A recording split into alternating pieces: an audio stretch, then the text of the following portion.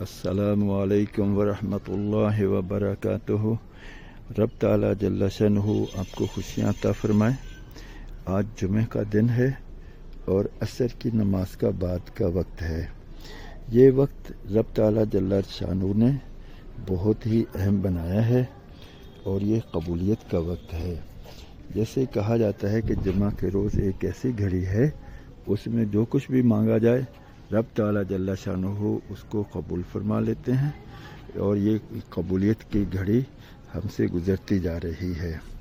اس کا اہم ترین مصرف درود پاک کا پڑھنا، دعاؤں کا مانگنا ہے، کیونکہ درود پاک میں ایک خاص وصف ہے کہ جب درود پاک پڑھا جاتا ہے تو رب تعالیٰ جل شانہ کی رحمت نازل ہوتی ہے۔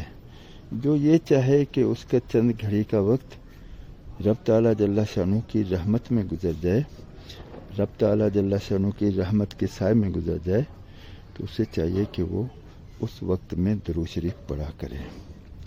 تو اس میں بہت سارے درود شریف ہیں جو ہم پڑھ سکتے ہیں۔ ویسے بہترین درود تو درود ابراہیمی ہے، اس کا تو کوئی جواب ہی نہیں ہے، اس کی قبولیت میں کوئی شک ہی نہیں ہے۔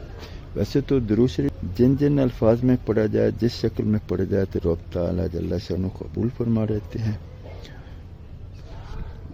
اور ایک درود شریف یہ بھی ہے، اللہم صلی علی محمد النبی الامی وعلی آلہ واصحابہ وبارک وسلم۔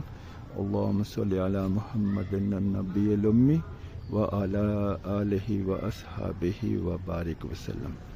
اس کو اگر 80 مرتبہ پڑھا جائے تو رب تعالیٰ جل شانہ 80 سال کے گناہ معاف فرما دیتے ہیں۔ اس کے بہترین طریقہ یہ ہے کہ جہاں آپ عصر کی نماز پڑھیں وہیں بیٹھے بیٹھے اس درود پاک کو پڑھیں۔